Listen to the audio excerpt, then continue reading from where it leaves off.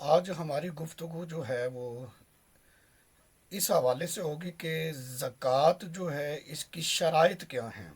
کون سی ایسی شرائط ہیں کہ جب وہ پائی جائیں تو زکوٰۃ واجب ہوتی ہے وگرنہ نہیں۔ تو اس حوالے سے میں ذکر یہ کروں گا کہ زکوٰۃ کے واجب ہونے کے لیے 10 شرائط ہیں۔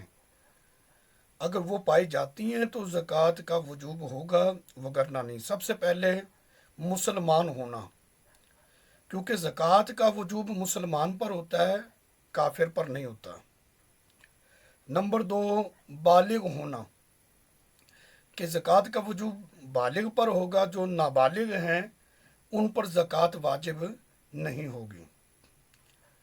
نمبر 3، زکوٰۃ کے وجوب کے لیے ہے عقل مند ہونا، عاقل ہو۔ جو مجنون ہوتا ہے، پاگل ہوتا ہے، اس پر زکوٰۃ کا وجوب نہیں ہوتا۔ نمبر 4، آزاد ہونا، کہ غلام پر زکوٰۃ واجب نہیں ہوتی۔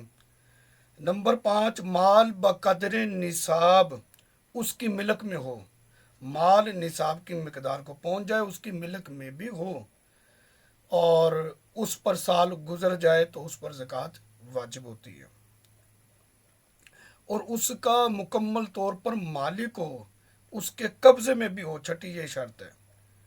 نمبر 7، نصاب جو ہے وہ دین سے فارغ ہو، یعنی اس پر اتنا قرض نہ ہو کہ اگر وہ قرض ادا کرے تو اس کے پاس جو مال ہے وہ نصاب کی مقدار نہ رہے بلکہ نصاب سے کم ہو جائے، تو پھر بھی زکوٰۃ واجب نہیں ہوگی۔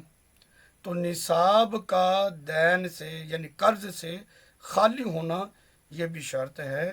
اگر اس پر اتنا قرض ہے کہ قرض ادا کیا جائے تو پیچھے جو مال بچتا ہے وہ نصاب کی مقدار نہیں ہے، تو پھر بھی اس پر زکوٰۃ واجب نہیں ہوگی۔ نصاب حاجت اصلیہ سے فارغ ہو۔ حاجت اصلیہ کیا ہیں؟ حاجت اصلیہ سے ہے رہنے کا مکان، ضرورت کے کپڑے موسم کے مطابق، اور سفر کرنے کے لیے گاڑی ہے، اور پیشہ کے اوزار ہیں، اگر کوئی عالم دین ہے تو اس کی کتب ہیں۔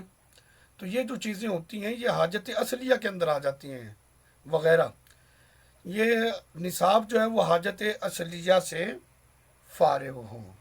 اگر وہ نصاب یوں بنایا ہے کہ وہ ضرورت کی چیزیں اس کی ہیں وہ شامل کر کے نصاب تیار کر لیا گیا تو ایسے تو زکوٰۃ واجب نہیں ہوتی۔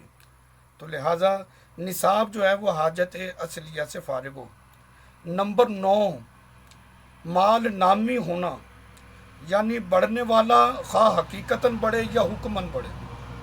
میں اس حوالے سے اس بات کو ذرا آسان کر دیتا ہوں کہ جو سونا ہوتا ہے، سونا اور چاندی ہے، اس کے اوپر تو زکوٰۃ یہ نصاب کو پہنچ جائے تو پھر زکوٰۃ کا وجوب ہے، اگرچہ یہ گھر میں دفن کر کے کیوں نہ رکھی ہوں اور اس سے کچھ بھی نہیں کرتا، بس ایسے سنبھال کر رکھی ہوئی ہے، سونا چاندی پر پھر بھی زکوٰۃ ہوتی ہے۔ اس کے علاوہ جو ہے اگر وہ تجارت کی غرض سے مال ہے تو اس پر زکوٰۃ ہوگی۔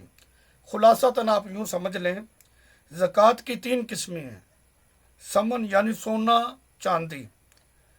نمبر 2، مال تجارت، تجارت کا جو مال ہوتا ہے وہ نصاب کی مقدار کو پہنچے اور اس کے اوپر سال گزر جائے، سال کے آغاز میں وہ صاحب نصاب تھا، سال ختم ہو گیا پھر بھی صاحب نصاب ہے، درمیان میں کیا آیا کیا گیا، اس حوالے سے شریعت نے گنجائش دی ہے، تو پھر جو ہوگا سال کے آخر میں اسی حساب سے اس کو زکوٰۃ ادا کرنا ہوگی۔ اور چرائی کے جو جانور ہیں، یہ 3 قسمیں بنتی ہیں۔ اگر یہ مذکورہ شرائط پائی جائیں تو زکوٰۃ کا وجوب ہوگا وگرنہ نہیں ہوگا۔